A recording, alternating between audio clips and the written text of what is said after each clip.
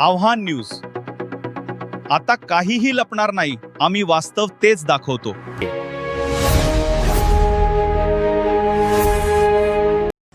भुसावळ शहरात पाणी टंचाई. 5 टँकरद्वारे दररोज गरजेनुसार 20 ते 25 कराव्या लागतात फेऱ्या. 700 कूपनलिका आटल्या.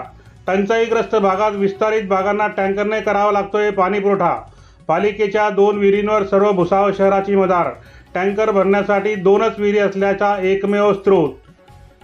पालिकेच्या पाणीपुरवठा यंत्रणेतून 12 ते 13 दिवसांनी अवेळी पाणीपुरवठा होतो. दुसरीकडे उच्चांकी तापमानामुळे पाण्याची मागणी 4 पटीने वाढलेली आहे.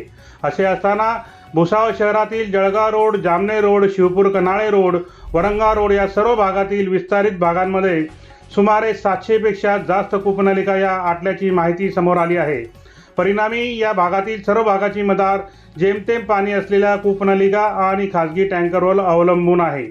पाण्याची सर्वाधिक पातळी असलेल्या शांतीनगर, सहकारनगर, गोपाळनगर, शारदानगर व तापीनगर या भागात देखील काही जुन्या कूपनलिकांची जलपातळी कमी झाली आहे. यामुळे पालिकेने त्यांच्या आवश्यकतेनुसार शहरात 3 ते 5 टँकर सुरू केलेले आहे.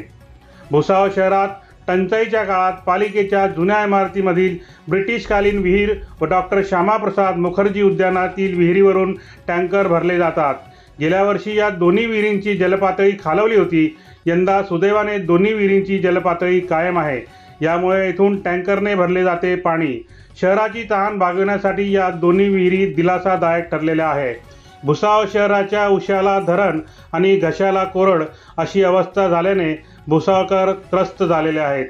न्यूज आव्हानकरिता मी संजय सिंग चव्हाण, भुसावळ. लाईक करा, शेअर करा, सबस्क्राईब करा आणि बेल आयकॉन प्रेस करा.